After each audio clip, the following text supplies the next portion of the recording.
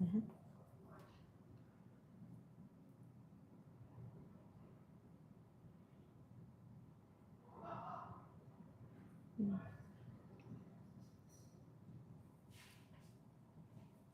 So, I want you to think about this for a second. Don't respond, just think about it. When's the last time you felt your partner truly understood you? Not saying the right thing, not fixing the problem, not agreeing with you. Actually understood you.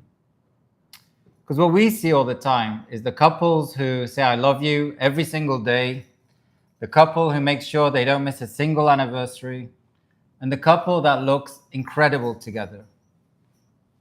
But here's the thing, they don't feel understood. And it's heartbreaking because actually understanding is a key to keep relationship alive. Not the flowers, not the date nights, though they're nice, but understanding. So, Fatima, here's the question. How do you create that?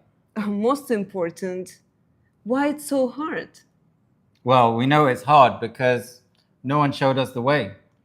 Parents didn't necessarily model that behavior. Schools never taught it.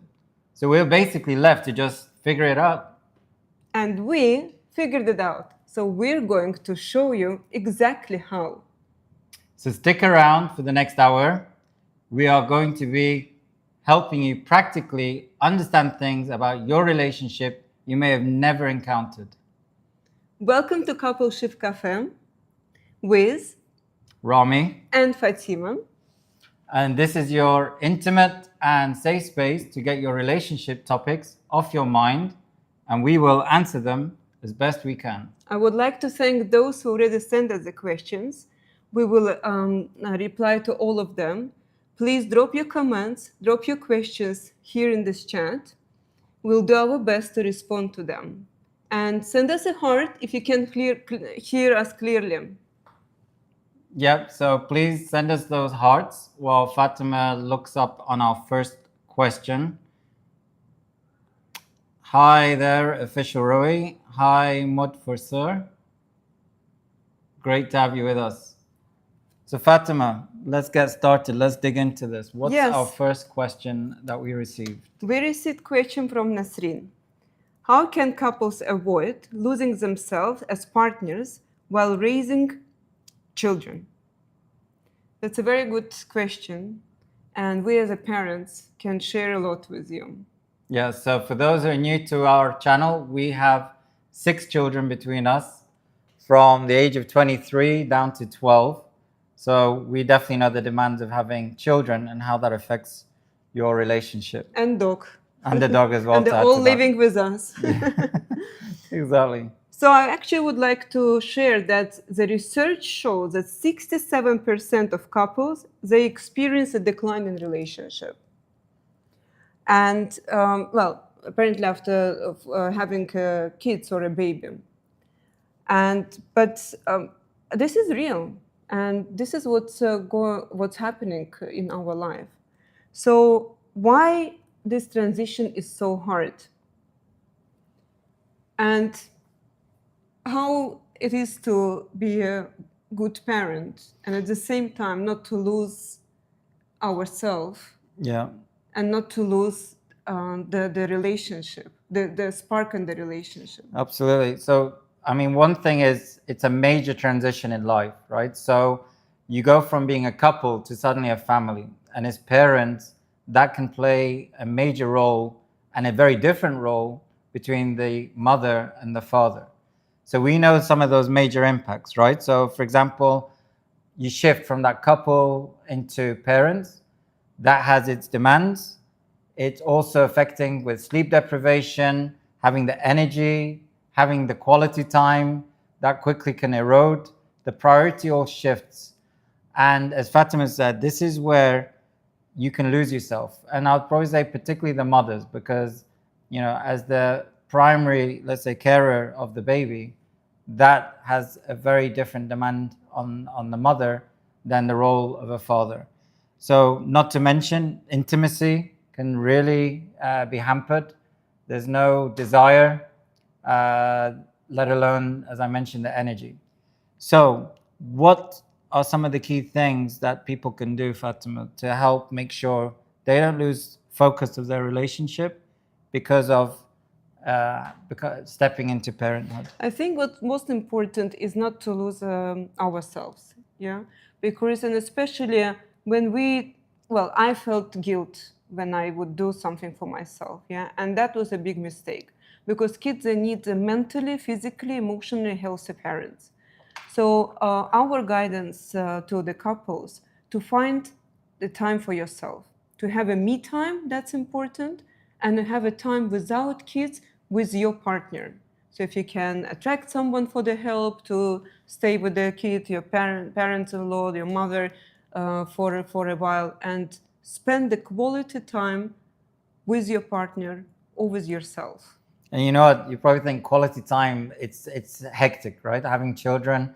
So don't be thinking about that. The first thing I would say is to not go down that trap that Fatima mentioned is talk about expectations before the baby comes. Have that communication, have that dialogue about what are you expecting this change to bring, because it can feel daunting. You know, you're going to be responsible for a new life, and all that comes with it. So having that conversation helps, at least for you both, to not only talk about the expectation, but even air out what some of your fears are, right? What are the things you're nervous about? What are the things you expect to happen? And And also share responsibilities to discuss this moment. Because the parents could be both working and could be one parent working, another taking care of the house and the kids. Despite of this fact, the taking care of the baby, if it's especially a newborn baby, that should be shared responsibilities to give a time for a yeah, rest. And sorry, so what is also important, have a mercy to each other because that's not easy to take care of all of that, and especially if it's the first child in the family, or even two or three. So we have six. We know that. Have a mercy to understand your partner. That maybe he's snappy, maybe he or she moody. It doesn't come from nothing related to you. So it doesn't come from the intention to hurt you. It comes from exhaustion. It comes from the tiredness, from the absolutely. burden on the shoulders. Absolutely. And an important point as well, when we talked about the shared responsibilities, is not necessarily to have them as thinking it's an equal split. At that time, you know, as Fatima mentioned, the role of one parent versus the other, it really may be that understanding. And again, it's part of the expectation setting. That understanding that, you know what, it may be 60, 70% for one parent, 30, 40% for another. But again, it's not just about the expectation, it's about the roles and responsibilities, who is going to do what, and having that agreed and upfront.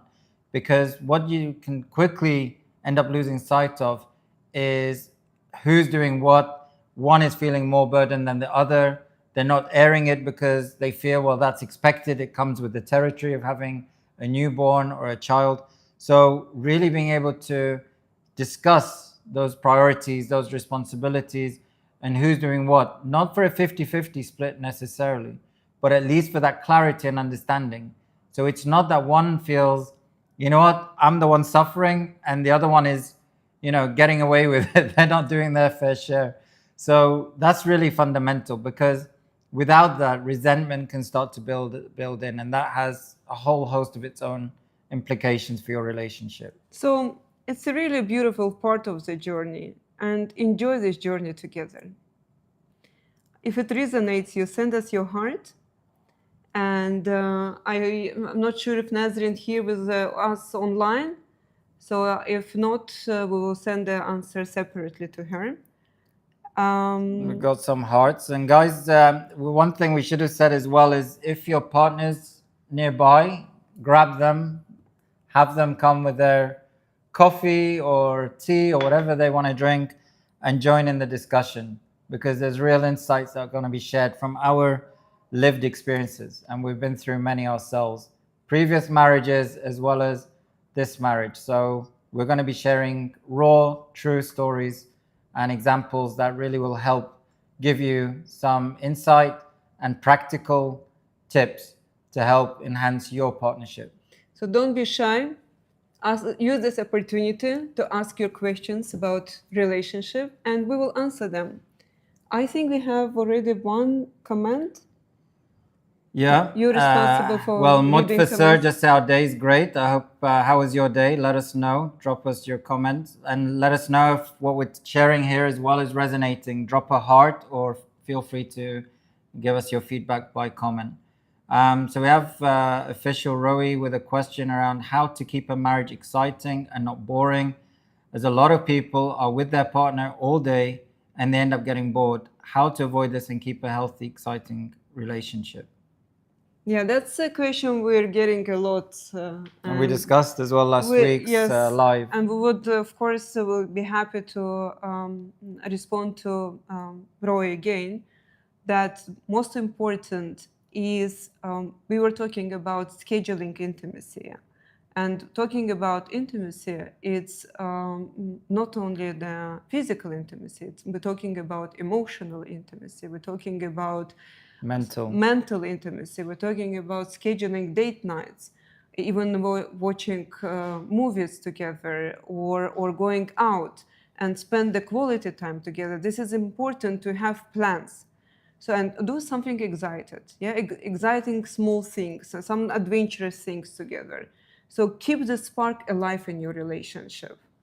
But I think a couple of things as well I'll add, Fatima, here is it's not also about doing everything together, right? We were talking some couples recently about this, that having some time away from each other, having a bit of your own space is important to maintain that curiosity. If you're together all the time, some see that, by the way, and that comes from their own, beliefs and background, that if we're not doing everything together, then there's something wrong. It's not about that. It's about the fact that to maintain curiosity, it does mean there needs to be some separation in certain things, some time where you have your own certain activities, hobbies, things that excite you that don't necessarily involve your partner, but they're important for you. So it could be, we've seen couples where one has a hobby, the other one has no interest at all. That's fine. But what the excitement will be is where that couple wants to hear and understand how you feel, how your experiences are, how, whatever it is you do, why do you do it, what do you get out of it as a benefit. So having that interest to really get to know more about your partner at a deeper level is important. So that's one thing I would say. And at the same time, sorry, I just would like to add that if you had a hobby before marriage, don't give it up. So if it's something that you can manage depending on the hobby, time, so don't give it up. And I'm always advising, and especially to our female clients, that that's important to have something that you're passionate about, and continue to do that, because it's also creates a curiosity and interest and respect in your partner. So sorry. And let me share about our story or experience here. So Fatima picked up a new hobby for her coming out of COVID, which was horse riding. And I've been on horses the odd time, but I'm no way a rider. And I thought, let me share in this with her because I knew it's something she enjoyed. And I didn't mind it. I'm up to try something new.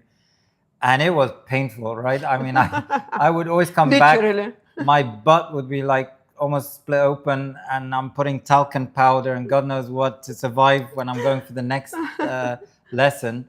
But I had to cram my lessons because what we were going to do is go on an adventure, which is one of the ways we try to maintain the spark in our marriage. An adventure that was a horse trekking adventure. She'd been on them before we met, but she was always thinking, I want to do this with my husband one day. So of course I wanted to help fulfill that dream and get to experience the adventure with her. So we did. We went on a horse trekking trip to Kyrgyzstan. It was about 5 days of days back to back, full days, 8 hours every day on a horse, trekking 30, 40 kilometers up mountains, down in valleys. I mean, it was amazing, right? The sightseeing, we were with a group of about 15 people. We got, everyone got along. We had stayed in a farmhouse. It was great.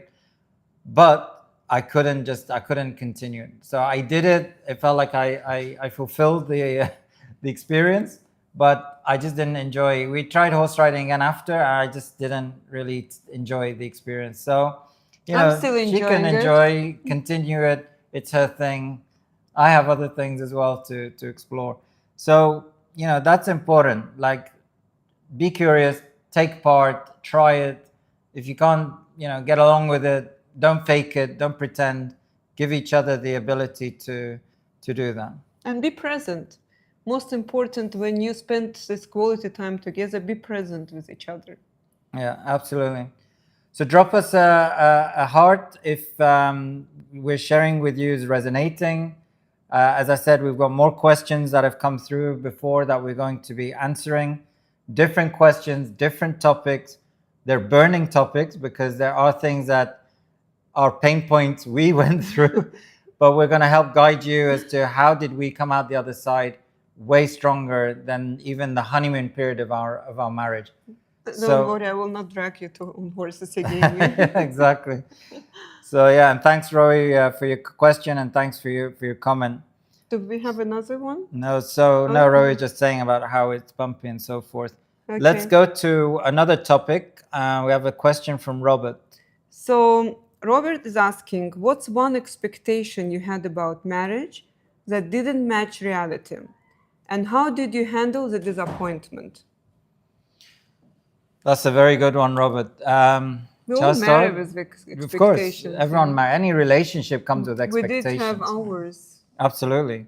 But firstly, what is building the expectation, right? So it's family models, so how your parents modeled love, their relationship, how you get romantic ideals that start developing from a very young age into your future vision.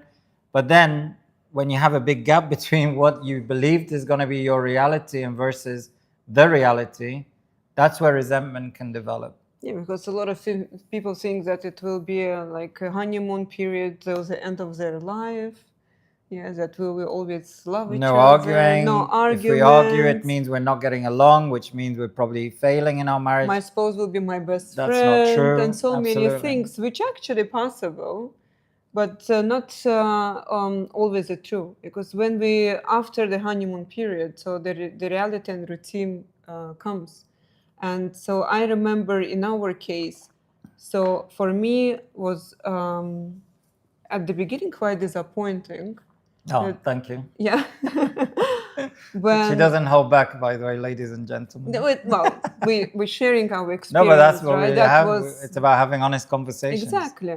So that Rami wouldn't involve me in the decisions at the beginning of our marriage. So I had a feeling that as if Rami is still living his single life, so how he was responsible, single dad with the kids, and would make decisions without involving me. So he would inform me, but it will be like a fact. Yeah. So after the decision was made. So maybe for the people who are yet to get to know us, let's share some context. So basically, it was after my second divorce.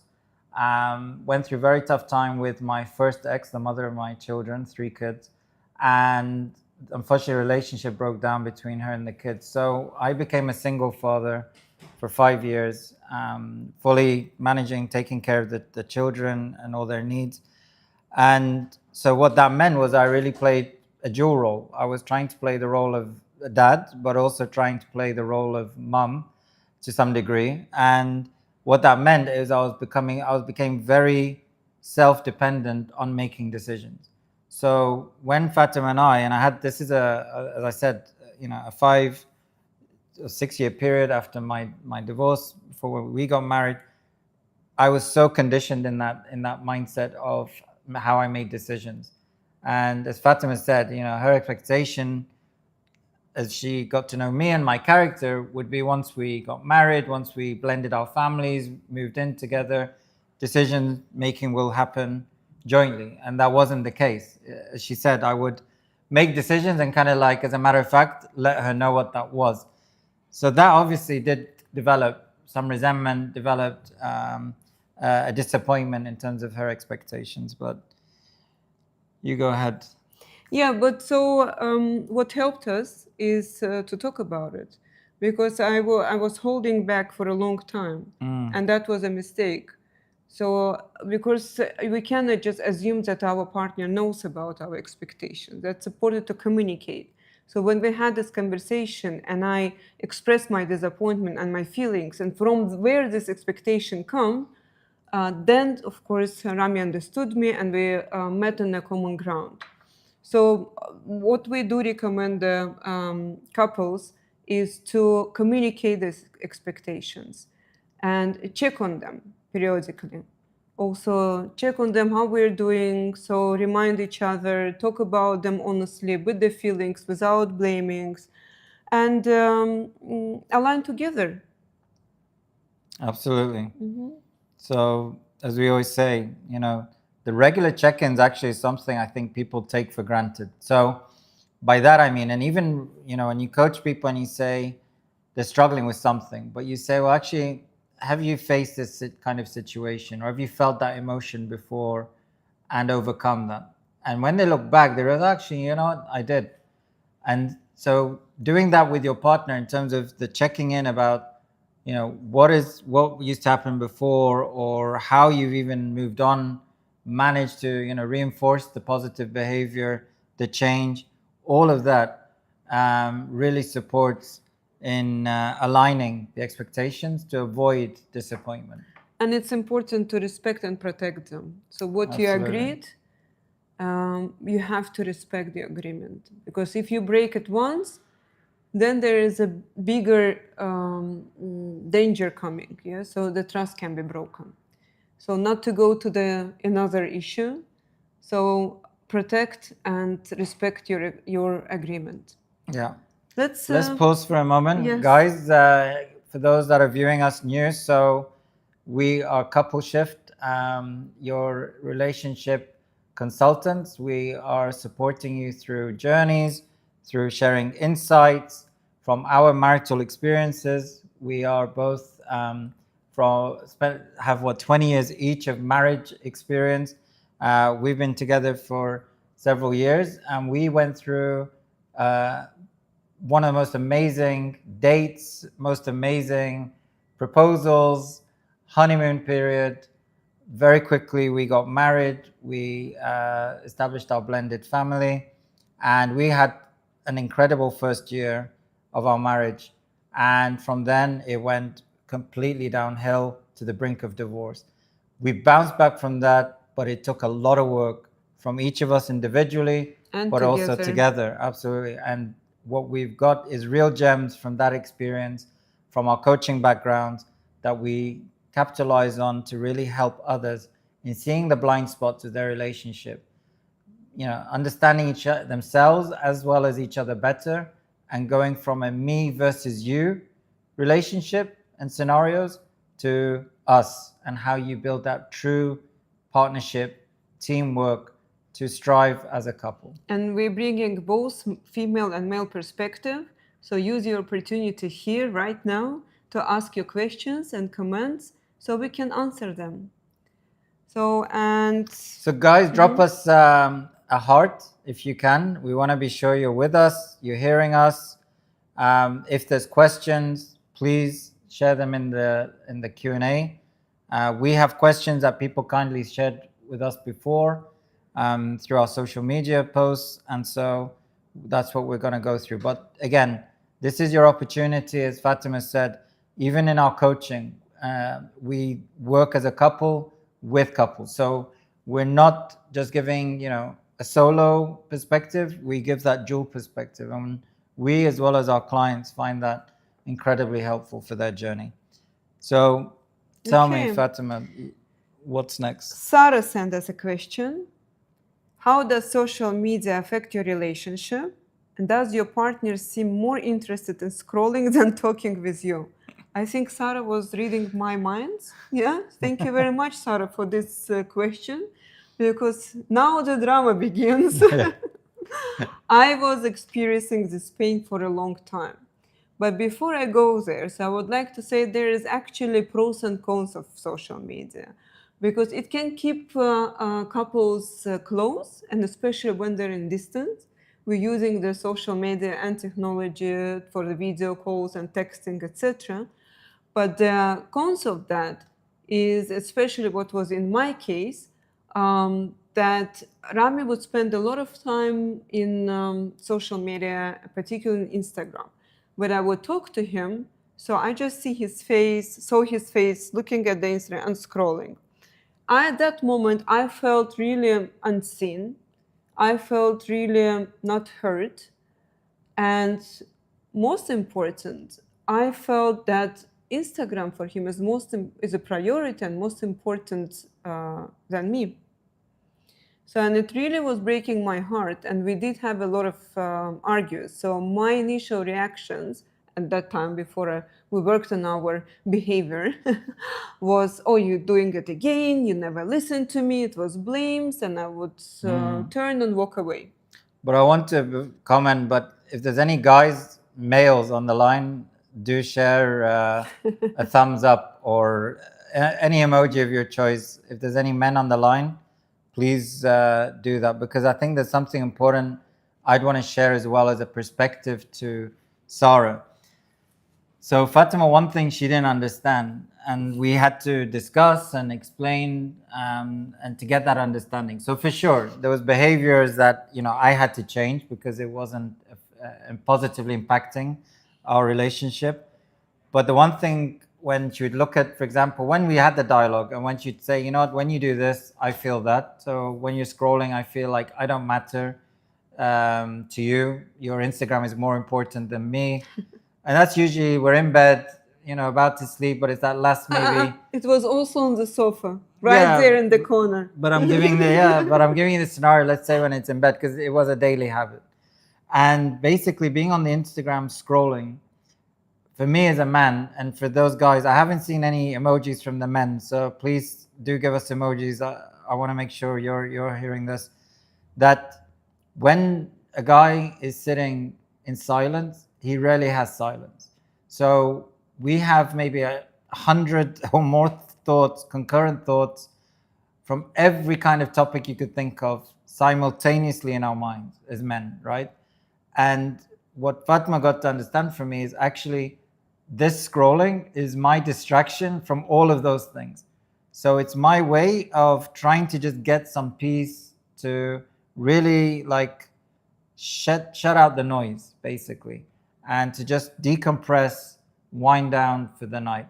It's not a great habit. They often say you shouldn't be on your screen, I think, at least an hour before you plan to go to bed, because of blue light and how it affects your brain, etc., and stimulates it. So it's harder to sleep. But it was just my way of getting that distraction. But for us women, I would like to say, what is important to feel that we are wanted, that we are heard, we're understood. And and I think, of course, we're like joking, man, woman, because for any of the couple or partner would be important when you talk to your partner to see the eye contact, to see the communication, to see the feedback, and understand and hear the acknowledgement that what you said, that was heard. So as I said, so my initial reactions was quite aggressive and defensive, and no, I would say more attacking Rami, and Rami, of course, was defending himself.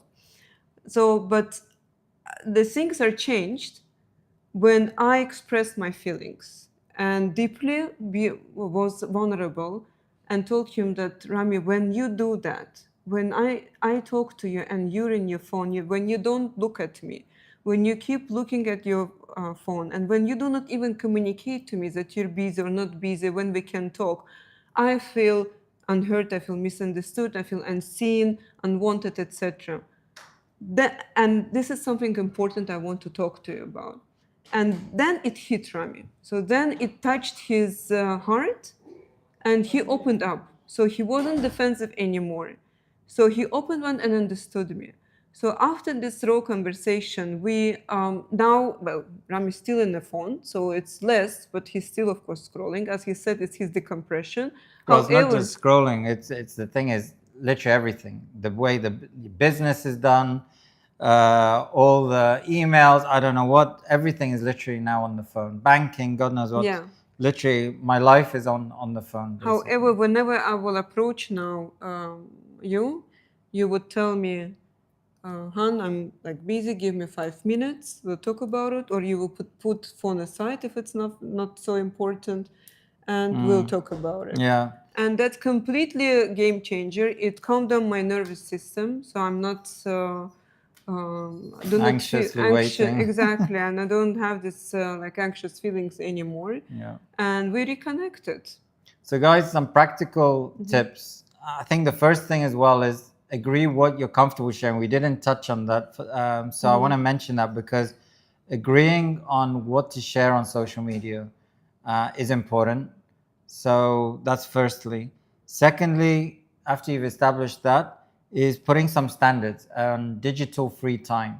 So, for example, meal times.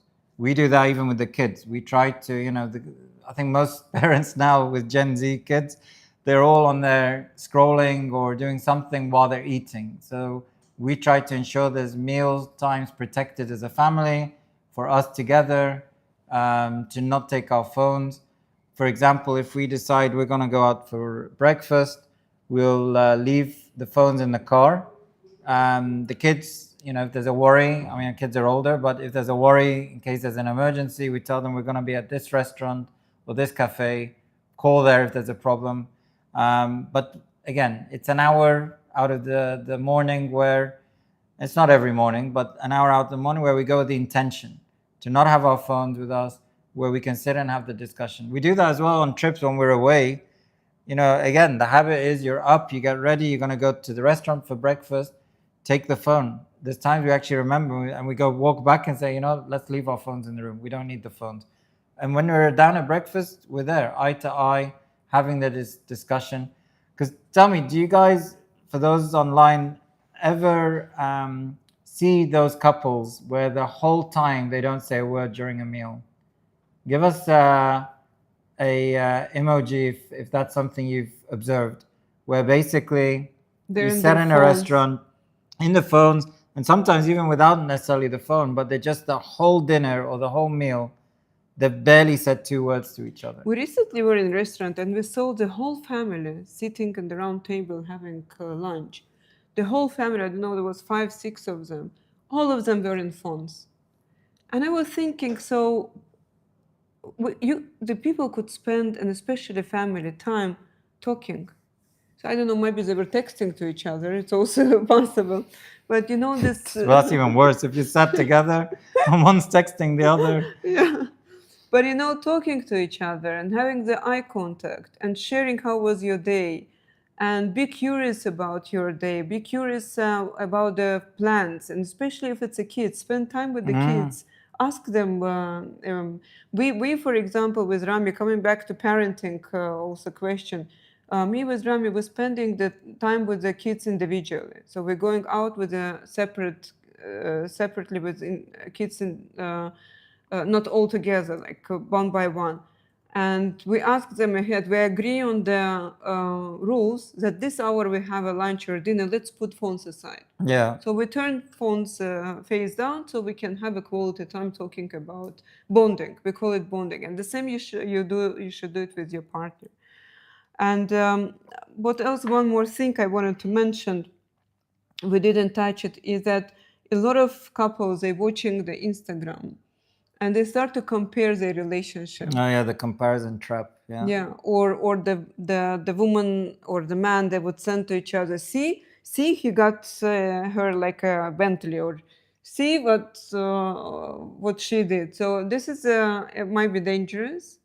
So Definitely. yeah, Everyone thinks perception is reality, right? But what you got to remember is that what you're probably comparing to is not a reality, and everyone looks very curated, very organized, very structured, maybe very fulfilled and happy, but that's maybe not their reality. Often it isn't.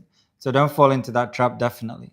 And the last thing is this quick tip for you is communicate how you feel early, not to blame the other person, bring it to yourself. As Fatima said, the example she gave wasn't why you, I mean, at the beginning it was like, you're always on your phone, and now of course defensive, etc. Once I actually could hear her need and how she felt emotionally from what I was doing, that's what opened the door to have constructive conversation and come to a solution that says, you know what, let's put a cutoff time. Like once we're in bed by 11 o'clock, let's just be off our devices. That's the time where we can sit, reflect on the day, talk about maybe what's coming up the next day, any key priorities, certain things we each feel, and really having more quality time in that dialogue. And sometimes all it's not even about having the dialogue. It's about just hug up silently, go to sleep, but at least you feel each other emotionally Yeah. and physically. Great. All right. So, guys, just to mention as well, if you haven't been to our website, CoupleShift.net, if you want to check out to know more about us on our website, it's got our bios, our backgrounds, what we do, but also we do offer a free 30-minute shift session. You can book that directly from our website, and it's an opportunity for you to share more about what's going on for you, your relationship, and for us to share how we can support and guide you through that. So feel free to check out the website coupleshift.net just to get a sense of what we can do. And if you want to engage further and share more, one, you can share your questions here, but if you want to ask them more personally to us, we both show up for those calls and can answer your questions. So let's maybe go to another question that we'd received from Noor. While I'm reading the question from Noor, I would like to encourage you to ask your questions and drop your comments in this chat. So Noor is asking, when you're hurt by your partner, how long do you typically stay angry? What helps you move through it together? That's a very deep and good question, Noor. Thank you for your question. That's a big question, And because it's yeah. touching on a lot of elements. It's not a simple statement as an answer for that, right? Well, let's break it down. Sure. Yeah, let's break it down and start from the first part. When you're hurt by your partner, how long do you typically stay angry? So what I would say... And answer as well Yes. that question.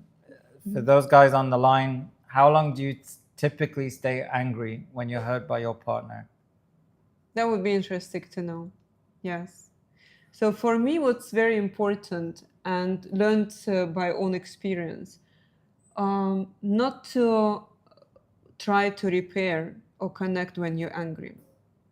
So when you have an argument and you feel anxious or you feel angry with your partner, very important to take a pause. You have to take a break and calm down. So I'm not talking about days. Usually 20, 30 minutes are enough, but you have to calm down your nervous system, as well as your partner, because you 99% will regret the words that would be said during the argument why you're angry. Because as you know, when we are angry, the cortisol level is increasing. And when the cortisol level is high, we can't think rationally. Especially if you have an anxious attachment style. Exactly. And fear of abandonment. So what Fatma said, I know sounds easy. We know it's not, because when that situation happens, the immediate thing you want to do is try to resolve it. And that's the worst thing that you can do.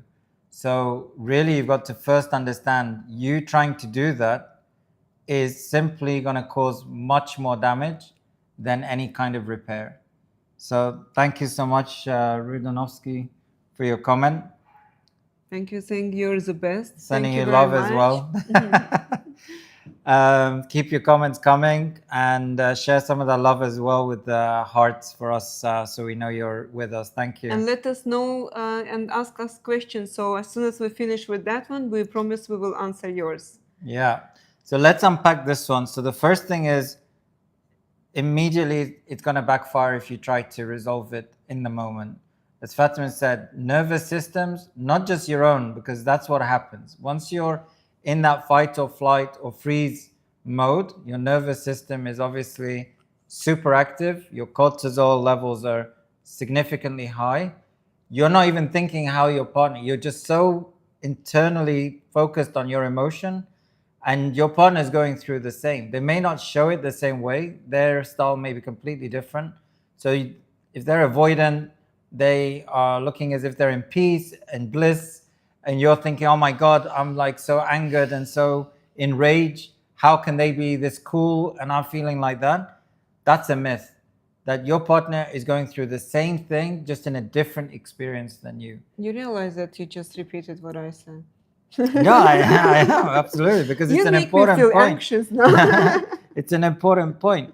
But this is why timing is important. As Fatima said, take that 20, 30 minutes, whatever you need, not days, obviously, but that time, your nervous system needs that time. You need to regulate. And So what are some of those things, Fatima, we can and do when to you regulate? feel, as I mentioned, when your cortisol level is high and you feel anxious, so we important to take a break. And every individual has a different things that helps them to decrease the cortisol level. Movement is mostly recommended. Yeah, so scientifically proved that the movement decreasing the cortisol levels, the adrenaline increase, and the dopamine, the hormones of happiness are produced by our body. So the movement, if it's gym, if it's even walk, if it's dancing, maybe it's singing. So breathing. So 4 to 4. Yeah. So you count by 4, you breathe, you hold 4, then by 4 you inhale, exhale, inhale, and hold. 4 4 4 count rule. So all of that helping a lot to reduce your cortisol level and reduce your anxiousness. Only after you feel relaxed and calm, then you have to come back for the conversation. And very important, sorry, I didn't mention that. You're just not walking away. So you're angry, you walk away, you slam the door. No, you communicate with your partner that, can we please pause, stop now, I need 30 minutes, we will come back to this conversation in certain period of time. And what's very important, to come back to the time that you promised to. Yeah, I was just gonna say, so this basically is us talking from our lived experience. So Fatima has that anxious style where she's needs sorted right now, and that was always a crux of our fights, because Right now. I needed the space, what she didn't get to understand. So we did the work and had the self work, and then the work we did together to really understand, well, what are my needs in those situations versus her needs, and that was what's important, and that's how you bridge that gap. So, for example, she would need that right now. I couldn't give her that now because I'm processing internally. What am I feeling? Why am I feeling this way? What is the actual topic? What the hell are we arguing about? What's happened? And how do I then come back from this and not make it worse? So me not engaging was my way to protect our relationship. It was because I don't want things to escalate. I don't want then we fall into any risk of being disrespectful to each other, to crossing lines we've established we'd never cross, that kind of thing, because that can stick later. So what I eventually got to do is, when I would then say, I can't deal with this, etc., walk away, that was making her cortisol go even higher. Through now the work we've done and what we've been practicing for years is, actually, you know what, when you say you need the space, which I would say, I say, look, hun, just give me, let's talk about this at dinner.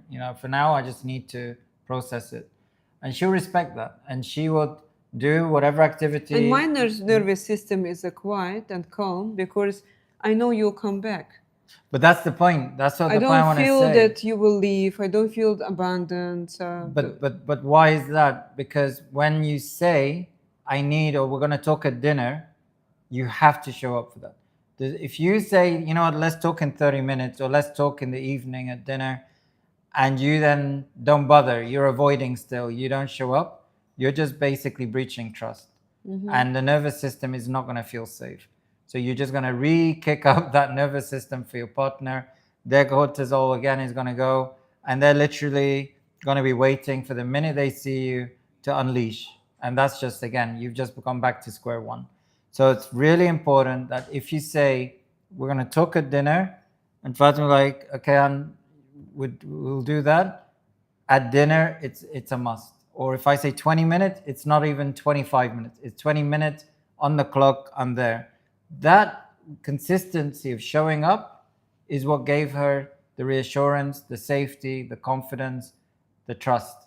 That even if it feels like the world's exploding, we will deal with whatever it is at the in the right time so that we can have the conversation properly.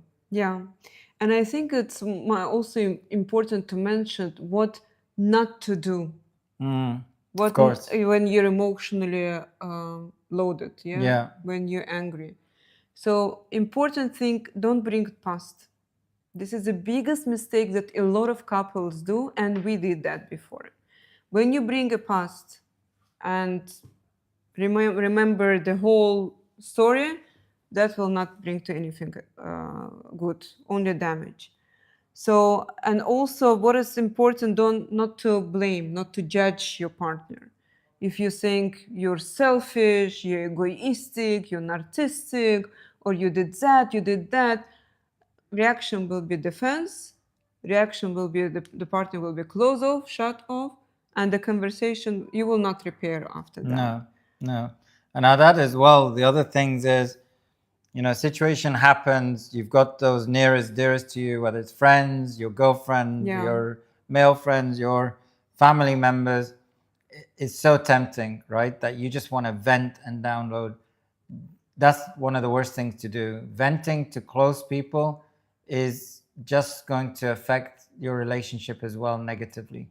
It will affect dynamics of your partner with those members of your family or friends that you're constantly venting to, airing your dirty laundry, as we say. So avoid that and really find other ways that you can regulate. As Fatima said, there's multiple ways: the breathing techniques, the grounding techniques, doing something, whether it's creative, etc., whatever it is that's going to just help calm you down, bring your nervous system at ease. And the last thing I'll say is don't make the threats. It's so tempting. If you do this one more time, I'm done with this relationship. Or if this happens again, I want a divorce. We were there, right? The word divorce became common language And for us at but that the one word point. D, I'm always saying word D should not be said in a The D word. the D word, yeah, shouldn't be sent in a relationship. As soon as the word divorce pronounced, you manifest it. So I strongly believe in that, because what you put in your head, then you feel it. What you feel it, then you start acting based on your feelings. And then your actions bringing to the outcome. If you want the outcome positive, so think positive, feel positive, do positive things, and say positive things. The moment you say divorce, even in anger, so that's all will be like a pattern. So Fatima, how do couples, to help just with our viewers to get some focus around, once they're both calmer, how do they actually move forward together? From, sorry, say it From again. what's been happening. Once they're calmer, how do they move forward together? Of course. So we said about what not to do. Yeah. And then we can say what to do. So to come back to the conversation, when you come, yeah, first thing. When you come, you start with the I statement. You're expressing your feelings. You say, when you do that, or better even, I feel that when you do that. So you focus on your feelings instead of blaming your partner. Then Be what? specific about the behavior. Yes, So don't go exactly. generalizing or attacking their character. So don't do what we call character assassination. Focus on the behavior, not the person. And I would say what always was important for me is acknowledgement. So even if you're not fully agree, so acknowledgement doesn't mean that someone's right or wrong. Acknowledgement that you're acknowledging the feeling or the hurt of your partner. So I understand how it hurt you, or I'm sorry that my actions or that hurt your feelings. That's very important to hear this reassurance that, okay, I was hurt, I was understood.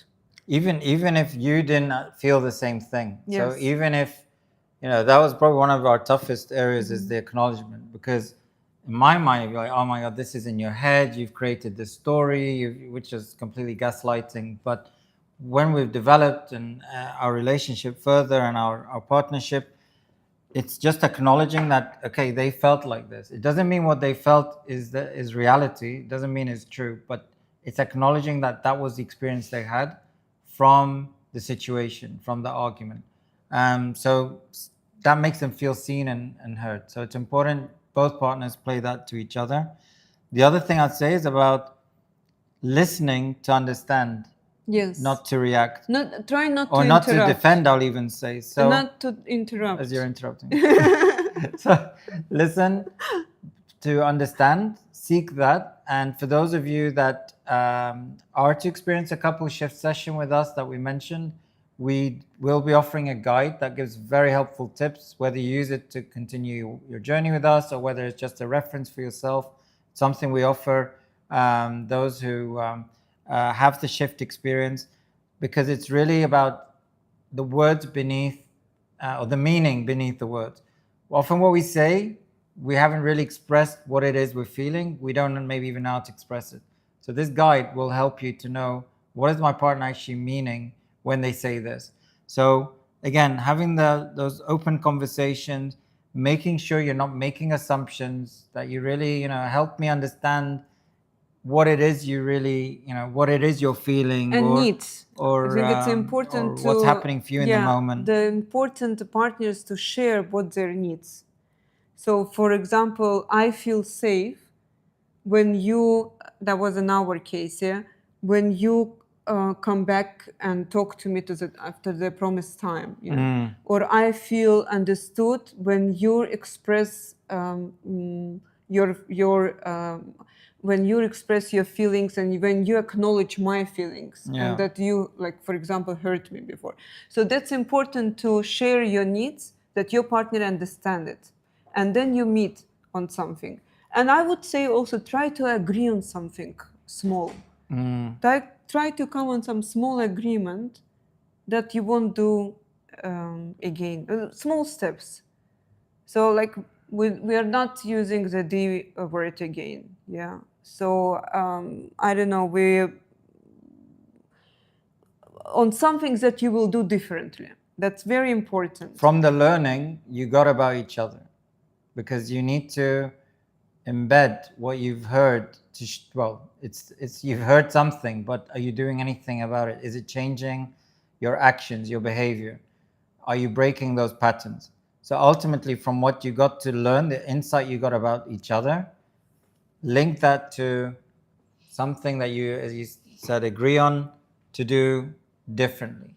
And that's where the growth happens. And the last but not least, and we're saying that in every hour sessions to the clients in our life, when you start conversation with your partner, remember, you're coming there to understand your partner.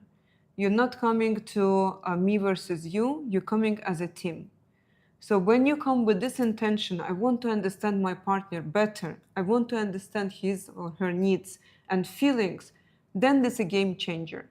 But when you come to the conversation with the intention, I will prove he is wrong, I'm right, or who is wrong or right, it's will not you will not repair, and you will become more distant and not emotionally close.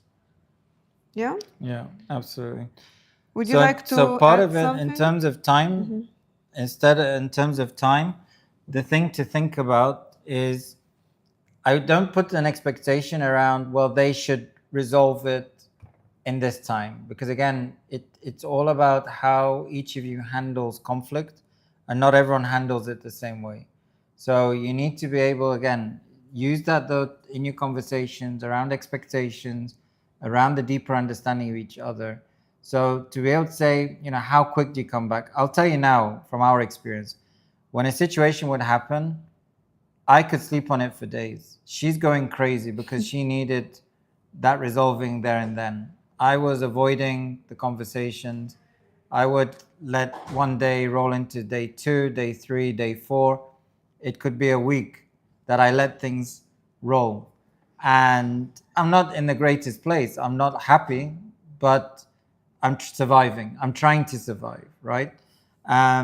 Now, those same situations, when we look back, again, because this is, I'm talking pre-work, pre-growth, when we look back, we actually remind ourselves, right? We often say to ourselves, Do you you know what? remember? If that situation happened, I remember the way we would be, this would have happened. Like we can see how we would both have just erupted, gone down different assumptions, taken the conversation to a destructive level. And now we look back and think, my God, how different we are, right? How like so cool we can deal with things. We can disagree, but do that very respectfully, mutually, with compassion, because we're trying to understand each other better. That's Yeah. ultimately what's impacting our relationship. It's not about I want to be seen and heard and I'm not willing to see and hear you. It's we're both giving that right to each other and that intention. That's the first thing we didn't say, intention. Am I coming to this conversation because I want to prove myself? Or am I coming to this conversation because I actually want to pause on whatever I'm going through? Now that I'm calm, I want to pause because I actually want to hear what is it you're trying to tell me? Or what is it you really need? Or what is it you really mean? And if they don't even know, imagine how sexy this is for you guys. If your lady doesn't even know how to express what she needs, how beautiful is it that as a man you give that reassurance, say, well, let's try and figure out what you mean together from a support. So that's like a game changer in terms of the dynamic. And again, that's why we say when you have these opportunities, arguments are an opportunity to grow. They're an opportunity to deepen your connection, really deepen it, and take the partnership to another level. They are not a sign of weakness. They're not a failure. Some people worry, right? They think everything has to be beautiful every day. We shouldn't be arguing. It's not the fact you're arguing. It's about how you are dealing with the repair conversation. That's where intimacy and connection lies. I think we can talk about this topic endless. Yeah, and Absolutely. we It's a can big touch one. it next time. I'm already cautious about the time.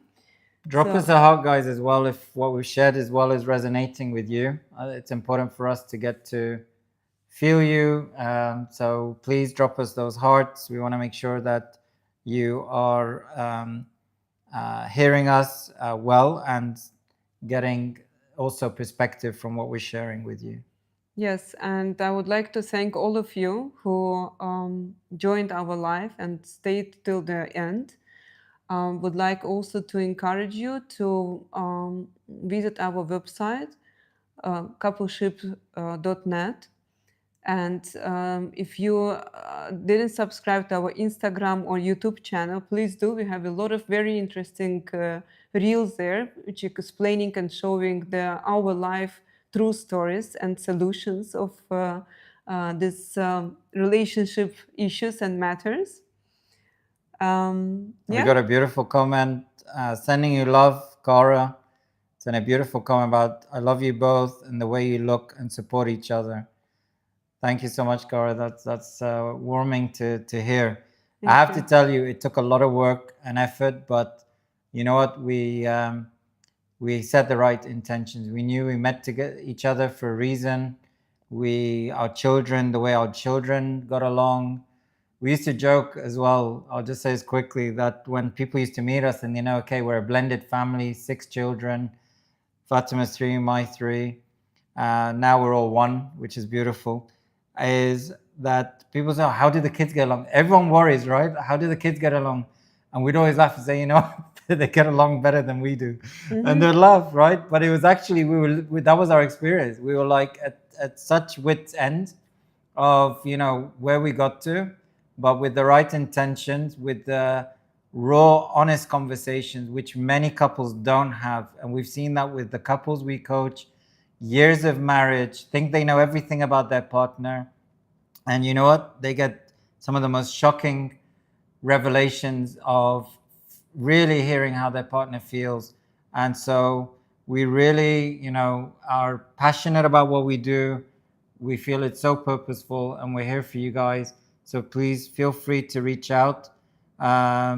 and share with us, your experience. As I said, free 30-minute shift sessions are available. Take the opportunity.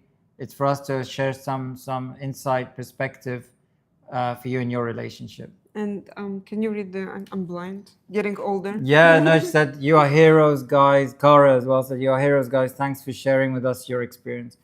So no, absolutely. Thank you we very love much, we man. love doing that. So thanks for your feedback, your warmth, your beautiful messages and support.